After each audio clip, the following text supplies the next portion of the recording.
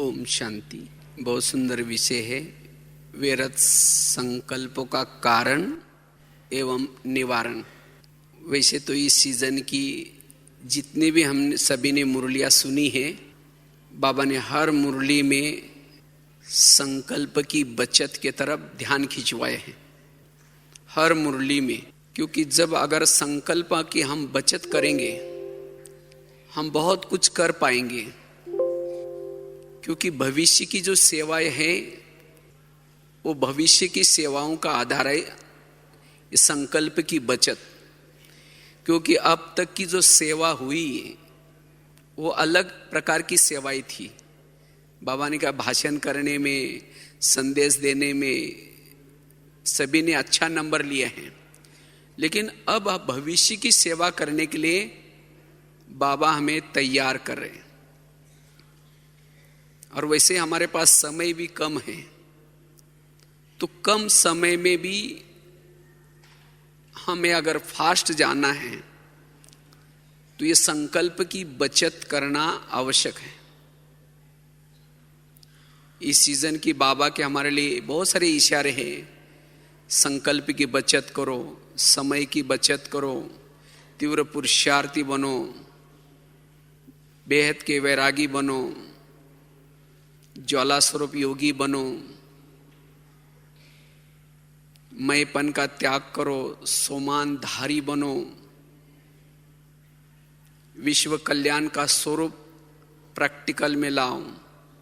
और इन सभी का आधार भी संकल्प है।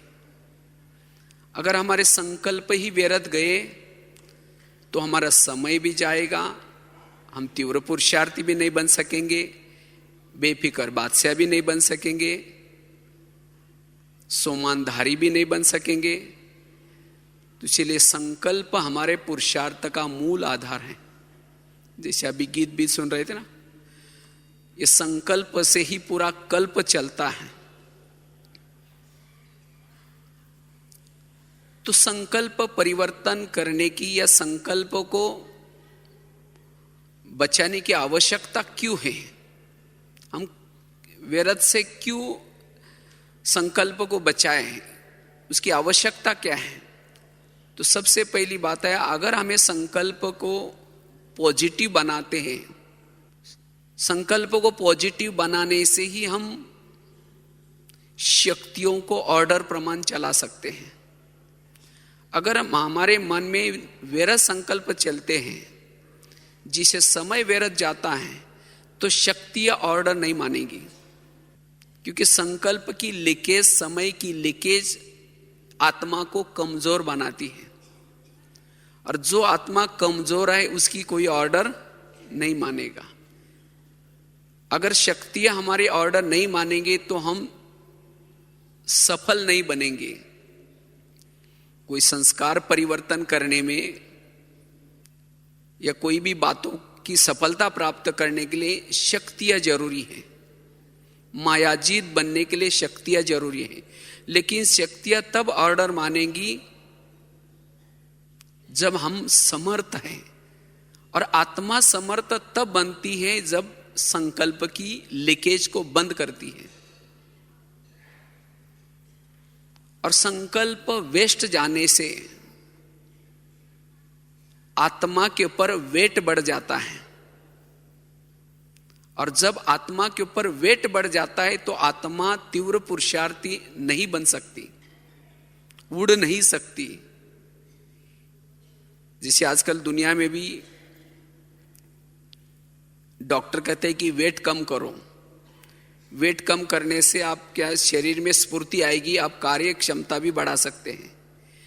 तो इसी तरह आध्यात्मिक दृष्टिकोण से अगर आत्मा का हम वेट कम करेंगे तो आत्मा तीव्र पुरुषार्थी कर सकते हैं। और वेस्ट संकल्प चलाने से आत्मा के ऊपर वेट बढ़ जाता है। इसीलिए व्यर्थ संकल्प से मुक्त बनना है। और जितना हमारे व्यर्थ संकल्प चलते हैं, व्यर्थ संकल्प चलने से ज्ञान का खजाना, शक्तियों का खजाना, गुणों का खजाना, श्वास का खजाना, सब खजाने हमारे लॉस हो जाते हैं। इसीलिए सभी खजानों को बचाने का आधार है संकल्प को बचाना। और वैसे ही एक केवल संगम युग ही है जो बाबा ने ये संकल्प की बचत के लिए बैंक बनाए हैं। सभी खजानों को बचत करने की बैंक बनाई है। इसीलिए हमें संकल्प को बचा करके जमा करना है। बाबा कहते हैं कि चलन के द्वारा सेवा करो, चेहरे के द्वारा सेवा करो। उसका साधन क्या है? उसका साधन है समर्थ संकल्प। जितने हमारे समर्थ संकल्प होंगे, आत्मा शक्तिशाली होगी, उतना चेहरे से और चलन से सेवा होगी। इसीलिए हमें विरत से स्वयं को मुक्त करना है। अगर हम अपने संस्कारों को परिवर्तन करना चाहते हैं, क्योंकि संस्कार भी बनते संकल्पों से, चाहे आपस के संस्कार, चाहे खुद के अंदर के पुराने संस्कार, अगर उन संस्कारों को परिवर्तन करना चाहते तो संकल्प में परिवर्तन करना है। निगेटिव संकल्प निगेटिव संस्कारों को बनाते हैं।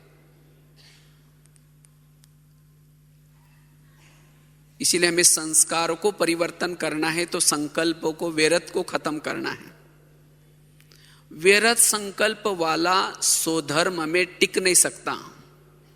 अगर मन में संकल्प नेगेटिव चलते हैं तो स्वधर्म में आत्मा टिक नहीं सकती। शांत स्वरूप, शक्ति स्वरूप, आनंद स्वरूप, प्रेम स्वरूप, पवित्र स्वरूप, जो आत्मा के जो ओरिजिनल स्वरूप है, अगर इस स्वरूपों की अनुभूति करना है तो विरत से हमें मुक्त बनने की आवश्यकता है। अगर मन में विरत संकल्प चलते हैं तो आत्मा के पास साइलेंस पावर का बल जमा नहीं होगा। इसीलिए हमें विरत से मुक्त बनना है। वैसे संडे की मुरली आप सभी ने सुनी होंगी। बाबा ने कहा आप सभी आधार मूर्त हो, और आधार मूर्त आत्माओं को क्या क्या करना है, अन्य आत्माओं की वृत्ति को परिवर्तन करना है। किसी के अंदर की कमजोरी है, कमजोर संस्कार है, उसका भी परिवर्तन करना है। विश्व का वायुमंडल परिवर्तन करना है। लेकिन ये सब कुछ परिवर्तन करने का आधार है हमारे संकल्प। अगर हमने अभी संकल्पों को बचाए हैं तो भविष्य की ऐसी बहुत सारी सेवा कर सकेंगे। इतना ही नहीं, आगे चल करके मनसा सेवा चलेगी, और मनसा सेवा करने का भी आधार है संकल्प। जिन्होंने अपने व्यर्थों को बचा करके स्वयं को समर्थ बनाया है, वही आगे चल करके मनसा सेवा कर सकता है। क्योंकि मनसा के अंदर जो भावनाएं हैं, वो भावना उन आत्मा तक पहुंचाने के लिए मन शक्तिशाली चाहिए। इतना ही नहीं, आगे चल करके हम सभी के सामने, ब्राह्मणों के सामने भक्तों की लाइन लगेगी। उसी समय दृष्टि के द्वारा एक सेकंड में उनको जो चाहिए वो देने के लिए, इतना ही नहीं, जो 7 दिन का कोर्स करने का हमारे पास समय नहीं होगा, कम समय में ज्ञान का सार, शक्तिशाली वाचा सेवा करने के लिए भी संकल्प की बचत हो। संकल्प विरत जिसके चलते उसके वाणी में बल नहीं होता, दृष्टि में बल नहीं होता। इसलिए बाबा कहते बच्चे, इस विरत संकल्प को परिवर्तन करना है। विरत संकल्प चलने से कभी कभी बुद्धि को भी लॉक लग जाता है, बुद्धि का विवेक नष्ट हो जाता है। हम क्या कर रहे, क्या बोल रहे, उसका कोई भी भान नहीं होता। इसीलिए हमें विरत को खत्म करना है। क्योंकि जितना हम विरत संकल्प करते हैं, विरत सोचते हैं, उतना बुद्धि के ऊपर एक प्रकार की धूल आती है, बुद्धि अस्वच्छ बनती है। इसलिए अगर बुद्धि को स्वच्छ बनाना है तो मन के संकल्प हमारे पॉजिटिव हों। आज दुनिया में जितनी भी बीमारियां बढ़ती जा रही हैं उन सभी का कारण भी व्यर्थ संकल्प है। व्यर्थ संकल्प से दिमाग गर्म होता है, दिमाग गर्म होने से दिमाग में विभिन्न प्रकार के केमिकल्स उतरते हैं और उससे विभिन्न प्रकार की शरीर की बीमारियां होती हैं। आगे चलकर के बीमारियां शरीर के बढ़ती जाएगी। जिसका मन बीमार उसका तन भी बीमार। पॉजिटिव संकल्प से मनोबल बढ़ता है, आत्मबल बढ़ता है। इतना ही नहीं, जितना हम सकारात्मक सोचते हैं, पॉजिटिव सोचते हैं, उतना हमारे साथ में शक्तियां साथ में रहती हैं। और जिसके साथ में शक्तियां साथ में रहती है उसके साथ गुण भी साथ में आएंगे। व्यर्थ सोचने से शक्तियां भाग जाती हैं। जो व्यर्थ सोचता है उसके पास सहन शक्ति नहीं रहेगी। जब सहन शक्ति नहीं तो उसकी बहनें साथ और भी है, वो भी चली जाएगी। और जिसके साथ में शक्तियां नहीं तो शक्तियों के एक एक शक्ति के दो चार बच्चे गुण हैं, वो गुण भी नहीं रहेंगे। और जिसके साथ में संगम में शक्तियां नहीं, गुण नहीं, वो स्वयं को अकेला महसूस करता है और उसके कारण उसकी हार होती है।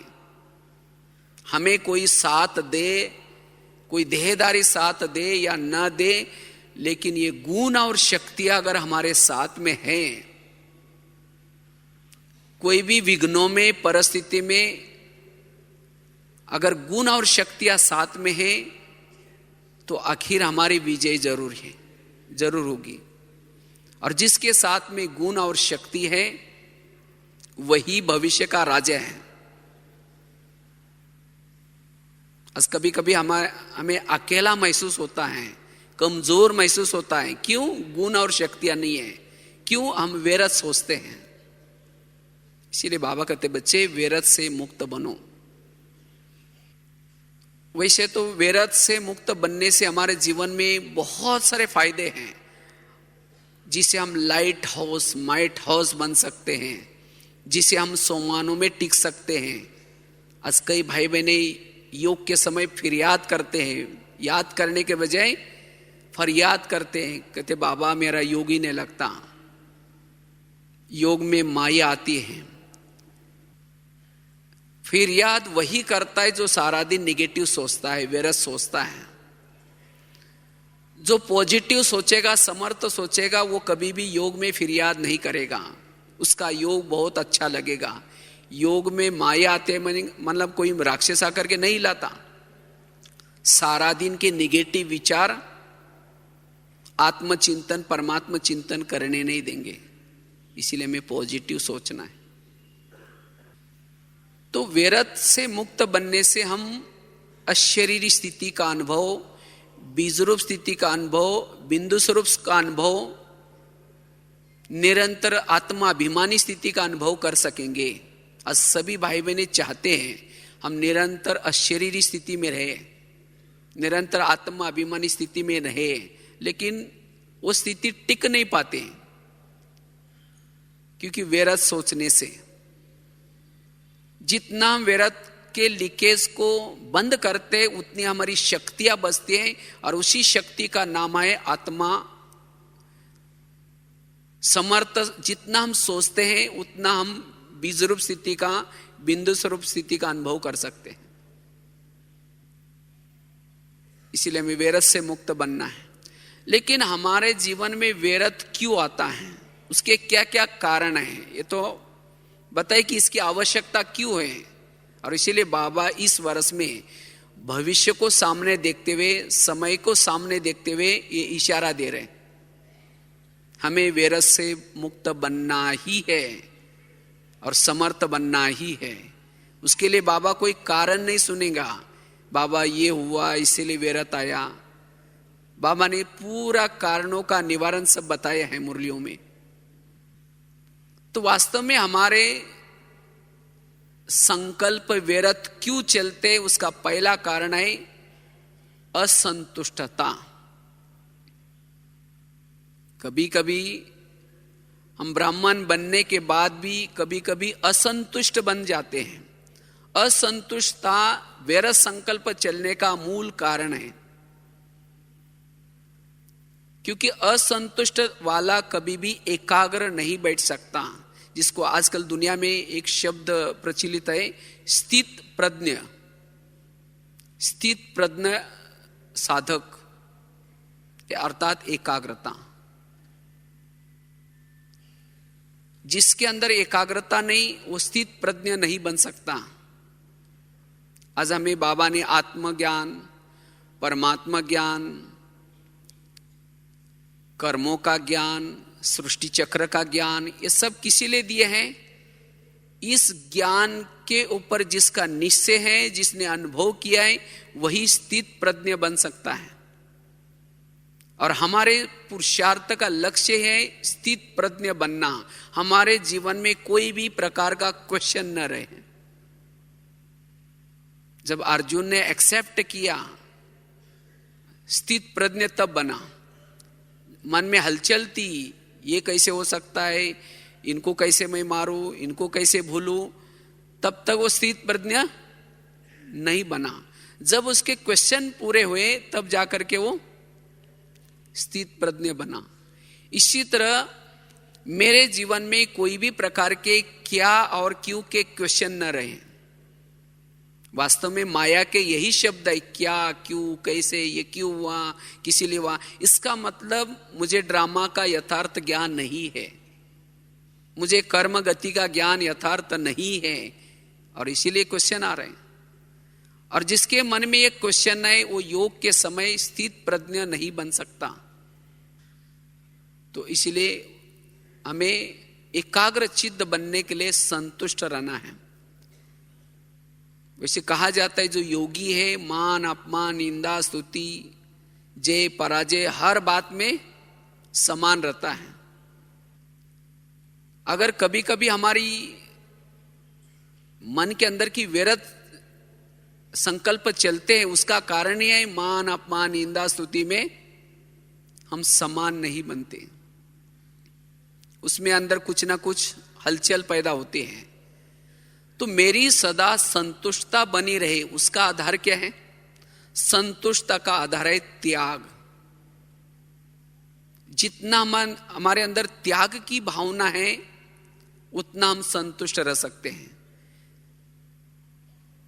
क्योंकि कोई भी अप्राप्ति आई वहां असंतुष्टता हुई। अप्राप्ति एक कोई प्रकार का कीड़ा है, जैसा दिमक लगने के बाद जैसी लकड़ियां अंदर से खोखली बन जाते हैं, इसी तरह अप्राप्ति भी, इच्छाएं भी हमें क्या करते हैं, अंदर से खोखला बनाते हैं। निगेटिव सोच सोच करके दिखने में तो हम बहुत कुछ कर रहे हैं लेकिन अंदर से खोखले हैं, क्योंकि इच्छाएं पूर्ण नहीं हो रहे, कोई ना कोई अप्राप्ति है। इसीलिए बाबा कहते बच्चे त्याग की भावना। और त्याग भी कब आएगा? जब हमारे जीवन में वैराग होगा तब त्याग आएगा। इसीलिए बाबा ने अभी खास अटेंशन खिंचवाया, बेहद के वैरागी बनो। और वैराग किससे आता है? वैराग आता है ज्ञान से। अगर मेरे जीवन में अभी तक वैराग नहीं है, मेरे अंदर कोई इच्छाएं जागृत हो रही, कोई तृष्णाएं आ रहे, इसका मतलब मुझे अब तक यथार्थ ज्ञान नहीं है। ज्ञान है लेकिन उसके ऊपर निश्चय नहीं है। ये दुनिया परिवर्तन होने वाला है, यानी दुनिया परिवर्तन हो रहे, विनाश होने वाला है, जो इन आंखों के द्वारा जो कुछ देखते हैं ये सब नष्ट होने वाला है। ये बाबा क्यों सुनाता है? क्योंकि इस आधार से, इस निश्चय से हमारा क्या आएगा? वैराग आएगा। तो जितना हमारे जीवन में वैराग होगा उतना त्याग, और त्याग से जो है जैसे हम कैसे रहेंगे? संतुष्ट। और जितना संतुष्ट रहेंगे उतना जहां भी बैठे, जब भी बैठे, मन स्थिर, मन एकाग्र रहेगा। और ऐसी आत्मा ही कर्म योगी बन सकती है। और ऐसी आत्मा कभी नहीं कहेगी मुझे टाइम ही नहीं मिलता साधना करने के लिए। वो चलते फिरते वो कर्म योगी है, उसका समय सफल हो रहा है, श्वास सफल हो रहा है, वो अंदर से आत्मा समर्थ बनती जा रहा है। वो रात को सोए हैं तो भी उसका समय सफल हो रहा है। इसीलिए हमारे जीवन में कोई भी प्रकार की अब इच्छा न हो। जो पाना था सो पाले, अब क्या चाहिए। अगर बाबा मिलने के बाद भी अगर हमारी इच्छा है तो फिर हम संतुष्ट और स्थित प्रज्ञ नहीं बन सकेंगे, एकाग्रचित नहीं बन सकेंगे, योग का रस हमें अनुभव नहीं होगा। और जितना जितना संतुष्ट रहेंगे, वैरागी बनेंगे, उतना स्थित प्रज्ञ। चलो अब हम प्रेम से बस दो घड़ी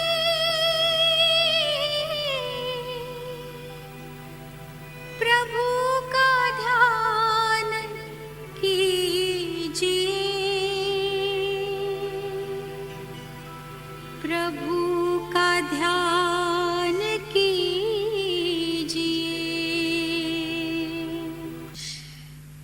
तो बात चल रही थी, अगर मुझे व्यर्थ से मुक्त बनना है तो हर परिस्थिति में मुझे क्या करना है, संतुष्ट रहना है। संतुष्ट वाला हर जगह पर एडजस्ट होगा,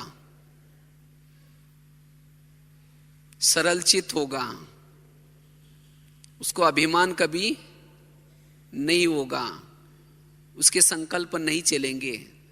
और ये अवस्था बहुत जरूरी है, क्योंकि आगे चल करके ऐसी बातें आएंगी, ऐसी परिस्थिति आएंगी, और ऐसी बातें ही कभी कभी हमें हलचल में लाती हैं। यही हमारे पुरुषार्थ में विघ्न रूप में आता है। असंतुष्टता का कारण भी है ईर्ष्या। ईर्ष्या वाला कभी संतुष्ट नहीं रह सकता। इसको ये चीज मिली, मुझे न मिली, इसका नाम हो गया, मेरा नहीं हुआ। लेकिन हर एक का पार्ट अपना अपना है। भगवान ने उसको कुछ दिया तो उससे भी ज्यादा मुझे कुछ और दिया हुआ है। तो अपने पास है उसको सोच करके मुझे क्या करना है, संतुष्ट रहना है। अच्छा, उसने कुछ किया भी तो किसकी सेवा किया और किसने उसको निमित्त बनाया। अगर जहां बाबा याद आए वहां फिर ईर्ष्या नहीं। कभी कभी ईर्ष्या करने से कभी कभी हम क्या बोलते हैं, असंतुष्ट हो जाते हैं। और असंतुष्ट वाला फिर उसके मन में संकल्पों का तूफान चलता है। फिर ऐसी आत्मा न चलन से न चेहरे से सेवा कर सकती है। इतना ही नहीं, योग का भी अनुभव नहीं होगा। इसलिए हमें हर परिस्थिति में संतुष्ट। दूसरी बात है, हमारे मन में व्यर्थ संकल्प क्यों चलते हैं, उसका कारण है सवेरे से लेकर के रात्रि तक बाबा ने विभिन्न प्रकार की हमारे लिए आज्ञाएं दी हैं। उस आज्ञाओं का हम क्या करते हैं, अवज्ञा करते हैं, उल्लंघन करते हैं। तब जाकर के कई असंतुष्टता आती है, तब जाकर के मन में निगेटिव विचार चलते हैं। इसीलिए हमें कोई भी आज्ञाओं का, जिसको बाबा कहते हैं श्रीमत, जिसको बाबा कहते हैं ब्रह्मचार्य। ब्रह्मचार्य मतलब केवल स्थूल नहीं, लेकिन मनसा वाचा कर्मणा संबंध संपर्क में हमारे लिए जो भी कुछ नियम है उसका पालन करना।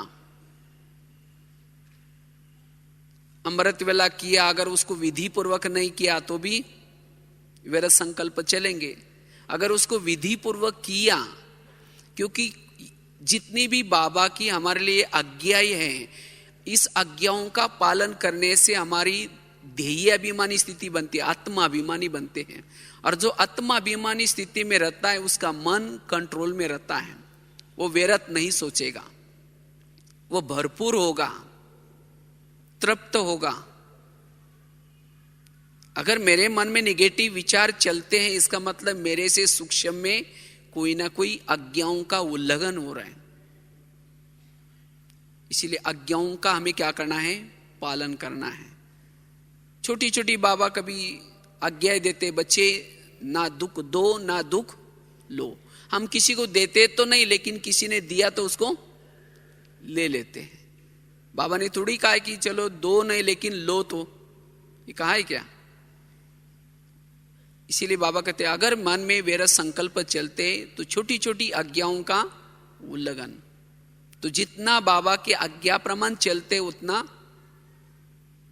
हम व्यर्थ से मुक्त बन सकते हैं। तीसरी बात है, अगर मन को हम सेट नहीं करते तब जाकर के अपसेट हो जाते हैं, तब जाकर के मन में निगेटिव विचार चलते, व्यर्थ विचार चलते हैं। इसीलिए हमें मन की दिनचर्या बनाने, मन को कोई ना कोई काम देना है। वास्तव में देखा जाए तो व्यर्थ से मुक्त बनना अर्थात क्या करना? मन को कोई ना कोई काम दो, ऑटोमेटिकली मुक्त होगा। अगर मन को कोई ना कोई समर्थ संकल्प दो, सोमानु की संकल्प दो, अगर समर्थ में हम बिजी होंगे तो व्यर्थ क्या हो जाएंगे? मुक्त बन जाएंगे। जैसे छोटा बच्चा अगर चाकू के साथ खेलता है तो माँ क्या करते? उसका चाकू खींचेगी नहीं, खींचेगी तो पकड़ करके बैठेगा, उसको क्या पता उसे हाथ कटता है। अगर खेलने दो कहेंगे तो भी हाथ काट देगा। तो माँ क्या करते हैं? उसका वो चाकू लेने के लिए उसके सामने दूसरा खिलौना डालती। तो इसी तरह हमारा मन नादान है, बच्चा है, तो इसके सामने कोई ना कोई समर्थ संकल्पों का खिलौना डालना है। अगर हम मन को कोई सेट नहीं करते हैं तब जाकर के अपसेट हो जाते, तब मन निगेटिव व्यर्थ विचार करता है। इसलिए बाबा ने खास 5 स्वरूपों का अभ्यास की ड्रिल बताई थी। अगर बीच बीच में भी हम इस 5 स्वरूपों के अभ्यास की ड्रिल करते हैं, या कोई ना कोई रोज के लिए एक सोमान लेते हैं और उस सोमान में रहते तो भी व्यर्थ से मुक्त रहेंगे। इसलिए व्यर्थ से मुक्त बनने का आधार है मन को सेट करना। चौथी बात है, अगर व्यर्थ से मुक्त बनना है उसके लिए बाबा ने जो इतना ज्ञान का खजाना दिए हैं, मुरली, उस मुरली का चिंतन अगर हम करते तो भी व्यर्थ से मुक्त बन सकेंगे। आज भी था ना, विचार सागर मंथन करो। मुरली सुनने के बाद हमें कोई भी एक पॉइंट लेकर के उसके गहराई में जाना है, और जितना उसमें बिजी रहेंगे, बिजी रहने से हमारा मन भी बिजी हो जाता है, बुद्धि भी बिजी हो जाते हैं, जिससे हमारी साक्षी अवस्था रहते हैं। हम कर्म कर रहे, देख रहे, चल रहे, लेकिन अंदर से अंदर चिंतन चलता रहता है। और जो भी देखते हैं, सुनते हैं, या कुछ हमारे अर्ध चेतन मन में कुछ पुराना भरा हुआ है, किसी के प्रति वृत्ति निगेटिव है, वो काम नहीं करेगी, क्योंकि अंदर पॉजिटिव का चिंतन चल रहा है। तो विचार सागर मंथन करने से भी हम व्यर्थों से मुक्त बन सकेंगे। इसीलिए रोज हमें कोई ना कोई एक टॉपिक लेकर के या कोई ना कोई मुरली का पॉइंट लेकर के उसके गहराई में जाना है, और जितना उसके गहराई में जाएंगे उतना व्यर्थ से मुक्त बनेंगे। मुरली एक तो है सुनना, दूसरा है समाना, और तीसरा उसका स्वरूप बनना। अगर चलते चलते सारा दिन उस मुरली का स्वरूप बन करके चलते हैं तो भी हम व्यर्थों से मुक्त बन सकेंगे।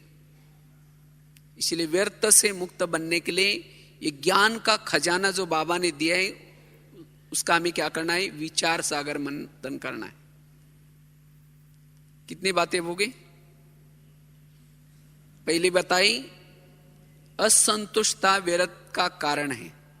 दूसरा बताया सवेरे से लेकर के रात्रि तक जो भी हमारे लिए बाबा ने आज्ञाएं दी है, उस आज्ञाओं का उल्लंघन होता है, उसके कारण मन में निगेटिव विचार चलते हैं। तीसरी बात बताई, मन को सेट नहीं करते तब जाकर के वो अपसेट हो जाता है। चौथी बताई, अगर हम ज्ञान का चिंतन करते हैं, मुरली के खजानों को सारा दिन स्मरण करते हैं, विचार सागर मंथन करते, तब भी उसे व्यर्थ से मुक्त बन सकेंगे। 4 बातें हुई। 5वीं बात है, सारा दिन में अगर हमारे सामने जो भी कुछ बातें आती हैं, बातें बड़ी छोटी छोटी होती हैं, अगर इन छोटी छोटी बातों को, निगेटिव बातों को अगर हम पॉजिटिव बनाते हैं, तब भी हम व्यर्थों से मुक्त बन सकते हैं। साधारण बातें होते हैं, कोई अपमान करेगा, कोई आपकी निंदा भी करेगा, कोई महिमा भी करेगा, लेकिन इन निगेटिव बातों को हमें क्या बनाना, पॉजिटिव। अगर कोई गाली देता है, क्या समझो गाली नहीं दी, मेरे ऊपर गुलाब का फूल डाल दिया। अगर कोई गुलाब का फूल डाले, अच्छा लगता है बुरा लगता है? संगम युग में जो गाली देगा वही दोपहर में आपकी मूर्ति के सामने रोज गुलाब का फूल चढ़ाने का काम करेगा। अगर यहां आपका किसी ने आपका परचिंतन किया या आपकी निंदा की बैठ करके, और जब ऐसी बातें हम सुन लेते हैं कि आपकी 1 घंटा तक इन्होंने क्या की, निंदा की, तब हम नेगेटिव सोचना शुरू करते हैं। अच्छा, मैंने ऐसा क्या बिगाड़ा था इनका, क्यों मेरा परचिंतन किया, क्यों ऐसा किया, और उससे में हमारा समय चला जाता है।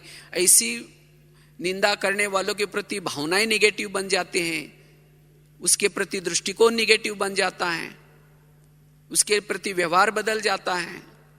लेकिन नहीं, अगर कोई करता भी है तो कोई बात नहीं, ऐसी बातों को पॉजिटिव लो। ये समझो कि मेरी निंदा नहीं किया, ग्लानि नहीं किया, लेकिन मेरा कीर्तन भजन गाया। जो संगम युग में 1 घंटा तक आपका परचिंतन करेगा, वही व्यक्ति दोपहर कलयुग में आपके मंदिर के सामने कीर्तन भजन गाने का काम कर देगा। तो अच्छी बात है ना, कीर्तन भजन गाने वाले भी तो चाहिए ना। देवी तो बन गए, लेकिन कीर्तन भजन गाने वाला, फूल डालने वाला कोई नहीं, तो तब जाकर के इन बातों में हम अपसेट नहीं होंगे, संकल्प नहीं चलेंगे, तब भी हमारा मन स्थिर रहेगा। इसलिए निगेटिव बातों को क्या बना दें, पॉजिटिव। कहते हैं ना, एक महाराष्ट्र में संत थे, तुकाराम महाराज नाम था, भक्ति करते थे। गली के लोगों ने उसको भक्ति करने के लिए मना किया, तब भी उन्होंने नहीं छोड़ा। तो एक दिन सभी लोगों ने पकड़ करके उनके गले में सब्जियों की माला पहना दी, बैंगन, टमाटर, आलू, मटर, मिर्ची, नींबू, सभी। मुंह काला करके उनके बाल उतार दे, और उनको क्या क्या गधे पर बिठा दिया, और उनको गली गली में क्या क्या घुमाया, इंसल्ट करने के हिसाब से। इतना भी नहीं छोड़ा, जहां उनकी पत्नी रहती थी वहां तक लाया, और पत्नी को घर से बुला करके कहा, इनको हमने बहुत समझाया लेकिन नहीं माना, और इसीलिए ऐसा किया है। जब उसकी पत्नी देखते मेरे पति को ऐसा किया, उसको तो गुस्सा आता है, सभी लोगों को गाली देते हैं। जब गाली देते वो तुकाराम महाराज अपनी सब्जी की माला दिखा करके कहते हैं, इनको गाली क्यों दे रहे हैं, ये लोगों ने अपने लिए 8 दिन के लिए सब्जी ला कर दी है। और कहा कि इनको गाली मत देना, मैंने बहुत दिनों से अपना गांव नहीं देखा था, ये लोगों ने मुझे गली गली का घर घर घुमा के लाया है। और कहा गाली मत देना, मेरे सिर में तो फोड़े हो रहे थे, ये लोगों ने बाल उतर करके हल्दी लगाया, औषध किया है, इनको गाली मत देना। और जब मेरी शादी हुई थी उस समय बारात नहीं निकली थी, ये लोगों ने पूरी गांव में क्या निकाली, बारात निकाली।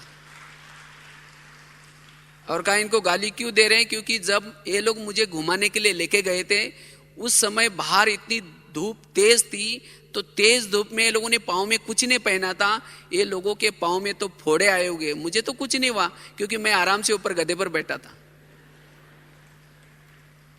तो विपरीत परिस्थिति को क्या लिया, पॉजिटिव। ये है जीवन जीने की कला।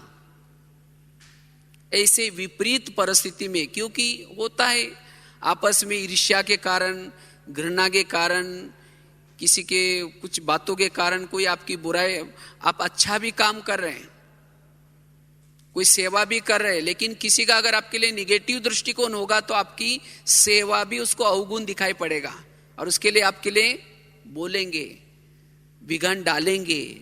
लेकिन तो भी हमें क्या करना है, पॉजिटिव लेकर के चलना है। अगर निगेटिव सोचना शुरू किया तो मनोबल कम हो जाता है, आपका उमंग उत्साह कम हो जाएगा, और जिसके कारण फिर आप स्वयं को असफल महसूस करेंगे। इसीलिए अगर सफल बनना है, व्यर्थों से मुक्त बनना है, तो निगेटिव बातों को हमें क्या बनाना है, पॉजिटिव। यह है 5वीं बात, तम व्यर्थ संकल्प से मुक्त बनेंगे। 6ठी बात है, अगर हमें निगेटिव या व्यर्थ से मुक्त बनना है, तो उसके लिए सहन शक्ति का कवच धारण करना है। युद्ध में होता है ना, कवच होता है। अगर कवच होगा तो शत्रु कितना भी वार करेगा उसका कोई असर नहीं पड़ता। तो इसी तरह हम भी युद्ध क्षेत्र में हैं, और इस युद्ध क्षेत्र में माया के कितने भी ऐसी बातें आई, लेकिन उन बातों से बचने का साधन है सहन शक्ति का कवच। अगर वास्तव में मन के अंदर व्यर्थ उसके चलता है जिसके पास सहन शक्ति की कमी है। सहन करना तो हमें शुरू में कड़वा लगेगा, लेकिन इसका अंत परिणाम अच्छा है। इसलिए हमें क्या करना है, सहनशील बनकर के रहना है। और ये सहन शक्ति मेरे जीवन में डेवलप हो जाए, उसके लिए क्या करें? मुझे उन बातों का चिंतन भी न चले, उसका संकल्प भी न चले, मेरा मन उन परिस्थितियों में भी स्थिर रहे। उसके लिए सदा ही कर्मों की गुई गति को सदा याद रखें। क्योंकि आज हमारे जीवन की छोटी छोटी विघ्न है। अगर कोई आपके जीवन में, आप तो बहुत अच्छे हैं, आप गलत नहीं हैं, तो भी सामने वाला आपके लिए विघ्न डाल रहा है, उसका कारण है। तब हम कभी कभी अपसेट हो जाते हैं, कहते बाबा की तरफ भी देख करके कहते हैं भगवान आपने भी क्या आंखें बंद किया क्या, मेरे साथ ये क्या हो रहा है? अब तब जा करके खूब सोचना शुरू करते हैं। स्वयं ही नहीं सोचेंगे, लेकिन औरों को भी उन बातों को सुना करके उस विघ्न डालने वालों के प्रति उसका भी भावनाएं बदल देंगे। कहते देखो उन्होंने मेरे साथ ऐसा किया, ये किया। लेकिन ये आपके साथ ऐसी बातें क्यों हो रहे? जबकि आप तो अच्छे हैं। ये सब आपके ही अनेक जन्मों के कर्मों का हिसाब किताब है। क्योंकि टाली कभी एक हाथ से नहीं बसती, टाली के लिए दो हाथ चाहिए। इसलिए वर्तमान समय की हर व्यक्ति के जीवन की जो भी समस्या है, उस व्यक्ति के पिछले जन्मों के कर्मों के हिसाब किताब है। क्योंकि आपके संपर्क में आने वाला हर व्यक्ति आपको कुछ देने के लिए आए, कोई आपसे लेने के लिए आए हैं। तो जो इस बात को पक्का करके कर्म क्षेत्र पर चलता है, तब उन आने वाली परिस्थिति में, आने वाली बातों में वो स्थिर रहेगा। उसके मन में कोई भी प्रकार की हलचल नहीं होगी। कभी कभी हम कर्मों को भूल जाते हैं, तब जाकर के सोचते ये तो मुझे अपने कंट्रोल में रख रहे हैं, ये तो मुझे मेरे साथ ऐसा व्यवहार कर रहे हैं, क्योंकि हमने भी उनके साथ कभी किया होगा।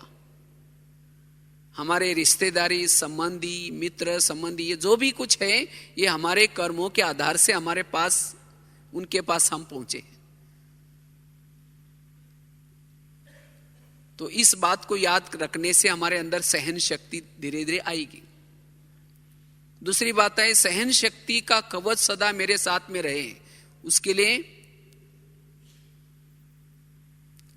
सदा याद रखना है, विघ्न डालने से ही, विघ्नों से ही मेरा कल्याण होने वाला है, विघ्नों से मेरा अकल्याण नहीं होगा। आज तक मेरे जीवन में बहुत ऐसे विघ्न आए हैं। आज तक के विघ्नों से तो मेरा कल्याण हुआ, और अभी भी जो विघ्न आएंगे उससे भी मेरा कल्याण ही होने वाला है। बाबा ने मेरा जो ड्रामा रचा हुआ है, मेरे पास में जिन लोगों को रखा हुआ है, ये सब मेरा कल्याण करने वाले हैं। विघ्न डालने वालों के प्रति अगर आपका ये भाव है, तो विघ्नों के समय में भी आपका मन हलचल में नहीं आएगा, मन स्थिर रहेगा। क्योंकि हम तो सभी चार माँ के बच्चे हैं। एक है ब्रह्मा, दूसरे है मम्मा, तीसरे है लौकिक माँ, चौथी है ड्रामा। ड्रामा भी हमारी माँ है, और माँ कभी भी बच्चे का बुरा नहीं करती। जैसे अगर बच्चा बीमार है तो माँ क्या करते हैं, उसको दवाई पिलाते हैं। अगर दवाई कड़वी है तो बच्चा क्या करता है, कोशिश करके उसको हाथ से निकालने की कोशिश करता है। माँ उस बच्चे का हाथ पकड़ करके जबरदस्ती पिलाते हैं। तो इसी तरह ड्रामा रूपी माँ भी कभी कभी हमारे सामने कोई ऐसी विपरीत घटना लाती है तो हमें लगता है ये नहीं चाहिए, लेकिन फिर भी ड्रामा रूपी माँ क्या करते, हाथ पकड़ करके उसको पता है कि अभी इसको कड़वी लग रहे हैं, लेकिन इससे ही इसका कल्याण होने वाला है, अनेक बीमारियां ठीक होने वाली हैं। इसीलिए हमें, अगर हमारे सामने कोई ऐसी परिस्थिति आते हैं, बातें आते हैं, उन बातों में स्वयं को संभालना है, अपने मन को संभालना है। नहीं तो अनेक दिनों से की हुई तपस्या, उसका बल, शक्तियां हम सोच सोच करके क्या करते हैं, वेस्ट करते हैं। बहुत मेहनत करके स्थिति बनाई, लेकिन थोड़े से विघ्नों में खत्म हो गई, खाली हो गए। इसलिए हमें विघ्नों में क्या करना है, स्वयं को, जो बाबा ने ड्रामा कर्मों की बातें, ये सब बातें बताए, उसको याद रख करके स्वयं को स्थिर रखने का प्रयास करना है। इसलिए विघ्नों के प्रति, विघ्न डालने वालों के प्रति हमारा दृष्टिकोण पॉजिटिव। नहीं तो कभी कभी विघ्न डालने वालों के प्रति हमारे भावना भी कहते, इसको दुआ हम कभी नहीं देंगे, इसने तो मेरे लिए क्या क्या किया है। और ये उसके प्रति नफरत, घृणा अंदर रग रग में चली जाते हैं, और उसके कारण फिर स्वप्न में भी हमें वो दुश्मन के रूप में नजर आता है। हमारी वृत्ति उसके लिए निगेटिव बन जाते हैं, उसके लिए दृष्टि निगेटिव बन जाते हैं, उसके लिए व्यवहार भी निगेटिव बन जाता है। और उसके कारण भले हम ऊपर से तो ओम शांति करते हैं, लेकिन अंदर से दिल नहीं मानता, उसके दिल में हमारे लिए जगह नहीं होती है। हम ऊपर से व्यवहार करते हैं, लेकिन अंदर से नहीं निकलता। इसीलिए बाबा कहते, बच्चे दिल को, अगर आपका दिल किसी के प्रति निगेटिव है, उस दिल में फिर बाबा कैसा बैठेगा। और दिल तो आपका असोच्य हो गया। असोच्य बुद्धि अगर होगी तो असोच्य बुद्धि से परमधाम को या बाबा को कैसे देख सकेंगे। इसलिए एक व्यक्ति के प्रति भी मेरी भावना निगेटिव ना हो। जब तक हम अपनी भावनाओं को और भाव को परिवर्तन नहीं करेंगे, तब तक वैरस से मुक्त नहीं बनेंगे, तब तक संस्कारों के रास नहीं कर सकेंगे। बाबा कहते हैं ना, बच्चे आपस में संस्कारों की रास करो। तो ये संस्कारों में टकराव कब आता है, जब हम विघ्न डालने वालों के प्रति दृष्टि को निगेटिव बनाते हैं। तो इसलिए हमें सहनशील, जब विघ्न डालने वालों के प्रति दृष्टिकोण पॉजिटिव होगा, तब हमारे अंदर सहन शक्ति का कवच बना रहेगा, और तब हम व्यर्थों से मुक्त रहेंगे। और वास्तव में विघ्नों को तूफान कहा जाता है। और तूफान को क्या कहते हैं, तोहफा। अगर कोई तोहफा मिल जाए, गिफ्ट मिल जाए, तो क्या हो जाते हैं, दुखी हो जाते हैं या खुशी आ जाते हैं, खुशी आ जाते हैं ना। तो तूफान हमारे लिए एक प्रकार का तोहफा है। तो इसलिए तूफानों में हमें क्या करना है, स्वयं को व्यर्थों में नहीं उलझाना है। तो इसीलिए सहन शक्ति का कवच सदा हमारे साथ में रहे, तब हम व्यर्थों से मुक्त बनेंगे। और सातवीं बात है, अगर हमें व्यर्थों से मुक्त बनना है तो हमारी देहीय अभिमानी स्थिति बनी रहे सारा दिन। अगर आपकी देहीय अभिमानी स्थिति है तो व्यर्थ से आप हद से परे रहेंगे, क्योंकि जो देहीय अभिमानी स्थिति में रहता है, लवलीन रहता है, वो जैसे कि अंदर से वो खोया है, साक्षी अवस्था है, उसको ये व्यर्थ क्या है, व्यर्थ की अवज्ञा होती है, उसको ज्ञान नहीं होता व्यर्थ क्या चीज है। तो मेरी अशरीरी स्थिति या आत्मिक स्थिति बनी रहे, इसके लिए अमृत वेला का योग, अगर अमृत वेला हम विधि पूर्वक करते हैं, थोड़ा अलर्ट करते हैं, थोड़ा मेहनत करके करते हैं, तब हमारी सारा दिन की आत्मिक स्थिति बनी रहेगी। अगर आत्मिक स्थिति है, चाहे कोई मान हो, चाहे अपमान हो, चाहे निंदा हो, हर परिस्थिति में संकल्प नहीं चलेंगे, लगेगा ये छोटी छोटी बातें हैं, क्योंकि उसी समय हमारी मन और बुद्धि उपराम रहती है। भले शरीर यहां है, चल रहा है, आंखें देख रहे हैं, वो परिस्थिति, उन बातों को हम सुनते हुए भी जैसे न सुनने की अवस्था बनी रहते हैं। इसीलिए अगर मन को कंट्रोल करना है, व्यर्थों से मुक्त बनना है, ये आत्मा अभिमानी स्थिति को हमें क्या करना है, बना करके रखना है। और उसके लिए अमृत वेला का योग, क्लास में जो मुरली हम सुनते हैं उस मुरली को थोड़ा अलर्ट होकर के, एक्टिव होकर के अगर सुनते हैं, क्लास के पहले थोड़ा सा योग करते हैं, सवेरे जो 8 बजे तक अपने लिए मेहनत करता है उसकी सारा दिन वो आत्मिक स्थिति बनी रहेगी। और जिसकी आत्मिक स्थिति है उसको ये व्यर्थ संकल्प नहीं चलेंगे, क्योंकि जब देह भान होता है, अगर हमारी अमृत वेला ठीक नहीं है, मुरली को ऐसा ही सुन लिया, तो सारा दिन जब हम चलते तो देह भान होता है। और जिसको देह भान है उसके साथ में कुछ झूठे मैं भी चलते हैं, मैं ये हूं, मैं पैसे वाला हूं, ये हद का मैं, झूठा मैं। और जिसके साथ में झूठा मैं साथ में चलता है उसको कोई पूछता नहीं, किसी ने अपमान किया उसको फीलिंग आते हैं, उसके संकल्प चलते हैं। इसलिए मेरे वो झूठे मैं दबे रहे, इसीलिए मुझे असली मैं को ताकत देनी है। जितना योग करेंगे, मुरली सुनेंगे, विचार सागर मंथन करेंगे, सोमानों में रहेंगे, जो असली मय है, आत्मा मय है, उसको ताकत मिलते हैं और उसके कारण सारा दिन आत्मिक स्थिति बनी रहते हैं। और जिसकी आत्मिक स्थिति है वो सारा दिन व्यर्थ बातों में उसका कोई असर नहीं होगा। किसी ने कुछ बोल भी दिया तो वो मुस्कुराता रहेगा, उसको पता भी नहीं चलेगा कि इसने मुझे व्यर्थ बोला। उसको लग रहा है कि कोई ग्लानि और अपमान में भी उसको लग रहा है मेरी महिमा ही हो रही। इसीलिए बाबा कहते बच्चे आत्मा अभिमानी स्थिति को बनाकर रखो। तो इस तरह से और भी बहुत सारे कारण है, अगर ये मुख्य कारण है जो 6-7 जो बताए, और इन कारणों के कारण आज हमारे मन में क्या होता है, व्यर्थ संकल्प चलते हैं। और इस व्यर्थ संकल्प के कारण जो आत्मा समर्थ बननी चाहिए, जो योग में जो सुख मिलना चाहिए वो नहीं मिलता। और इतना ही नहीं, अगर हमें भविष्य में वो मनसा सेवा करनी है, अपने संस्कारों को परिवर्तन करना है, तो ये व्यर्थ संकल्प से हमें क्या करना है, मुक्त बनना है और स्वयं को समर्थ बनाना है। और जितना हम समर्थ होंगे वायुमंडल को भी समर्थ बना सकते हैं। अगर हम ही कोई और बातों में उलझे हैं तो दूसरे के आंखों के आंसू कैसे पहुंच सकेंगे। हम खुद ही रो रहे, उन्होंने मुझे ऐसा किया, उन्होंने मेरे साथ ऐसा किया, हम खुद ही व्यर्थों में हैं तो दूसरों को समर्थ कैसे बना सकते हैं। तो इसलिए आगे समय आएगा, हर व्यक्ति के सामने समस्या आने वाले, बातें आने वाले हैं, और सब लोग आप सभी के सामने भी आएंगे। कहीं कि हम हमारे सामने परिस्थिति हमको छुड़ाओ, तो जिन्होंने अपने आप को समर्थ बनाया,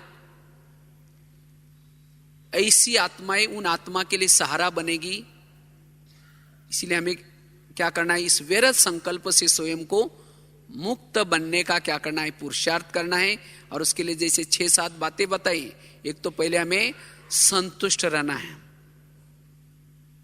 है सभी संतुष्ट। जो सोचते हैं कि मेरा जो भी ड्रामा है मेरे आसपास पड़ोस में, चाहे जो पति के रूप में है, बच्चों के रूप में, जो भी जैसा है, मैं उस बात में संतुष्ट हूं, वो हाथ खड़ा करो। वाह, चलो बहुत अच्छी बात है। लेकिन अभी व्यर्थ नहीं सोचना है। फिर ऐसा नहीं कि संतुष्ट भी हूं और वो कोई बात आए तो फिर परेशान। तो इसलिए एक तो संतुष्ट रहना है, और दूसरी बात बताई, आज्ञाओं का उल्लंघन नहीं करना है। और मन के लिए हमें कोई ना कोई धैर्य बना करके रखनी है। और उसके साथ चौथी बात बताई, मुरली का जो चिंतन हमें करके व्यर्थ से मुक्त बनना है। 5वीं बात बताई, निगेटिव बातों को क्या बनाना है, पॉजिटिव बनाना है। और 6ठी बात बताई, हमें सहन शक्ति का कवच बना करके चलना है। जब भी आप सवेरे मुरली के बाद आप कर्म क्षेत्र में जाते हैं, सहन शक्ति का कवच पहन करके जाओ। मैं सहन शक्ति की देवी हूं, मैं सहन शक्ति का देवता हूं। मुझे सारा दिन आज जो कुछ होता है उसको सहनशील बन करके सहन करना है, सोचना नहीं है। और उसके साथ साथ देहाभिमानी स्थिति को मेंटेन करके रखना है। तब हम वैरस से मुक्त होकर के भविष्य में बहुत सारी सेवा कर सकेंगे। ओम शांति।